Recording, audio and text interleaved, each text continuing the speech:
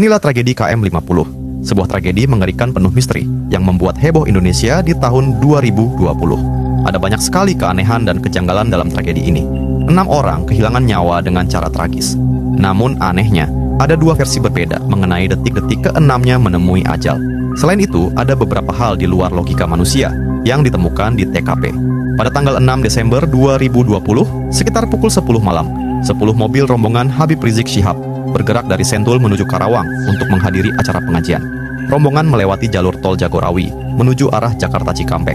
Namun rupanya, rombongan itu telah dibuntuti tim Brimob yang sejak tanggal 5 Desember memantau kediaman Habib Rizik. Di kilometer 50 tol Jakarta Cikampek, para pengawal rombongan yang dikenal dengan sebutan Laskar FPI berusaha menghalangi kendaraan polisi demi melindungi keluarga Habib Rizik. Disinilah tragedi terjadi dengan 2 versi berbeda. Menurut versi polisi, saat itu Laskar FPI melakukan penyerangan terlebih dulu. Saling menghujani timah panas pun terjadi. Di kilometer 50, salah satu mobil Laskar FPI berhasil dihentikan polisi. 2 anggota Laskar di dalam mobil itu kehilangan nyawa terkena timah panas. Sementara 4 lainnya diamankan dan dibawa dalam satu mobil menuju Jakarta. Namun di kilometer 51, 4 anggota Laskar melakukan perlawanan dan berusaha merebut senpi polisi. Demi membela diri, polisi terpaksa melepaskan timah panas yang menyebabkan semua anggota Laskar kehilangan nyawa. Namun FPI membantah dengan versi berbeda. Menurut FPI, para anggota Laskar tidak memiliki senpi. Mereka tidak akan mampu membeli senpi yang harganya bisa mencapai 20 juta.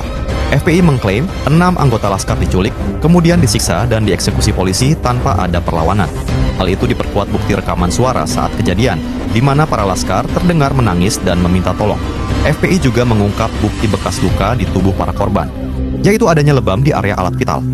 Selain itu, ada kesaksian dari sopir jasa marga bernama Dedi yang bersumpah melihat 4 anggota Laskar masih hidup dan 2 lainnya sekarat ketika berada di kilometer 50. Dedi menduga para anggota Laskar itu dieksekusi di luar area tol. Para warga juga bersaksi tidak melihat dan mendengar tanda-tanda terjadinya adu timah panas. CCTV di TKP yang dinyatakan rusak semakin menambah keanehan dalam kasus ini. Berkat pengawalan dari Komnas HAM, kasus dinaikkan ke meja hukum. 3 polisi dinyatakan sebagai tersangka, namun salah satunya kehilangan nyawa sebelum proses persidangan. Sementara 2 tersangka pada akhirnya divonis bebas. Hakim menyatakan terdakwa tidak terbukti bersalah dengan alasan membela diri. Meski begitu, banyak pihak yang tidak puas dengan akhir dari kasus ini, terutama karena adanya banyak kejanggalan yang seolah terlalu sempurna untuk terjadi di waktu bersamaan.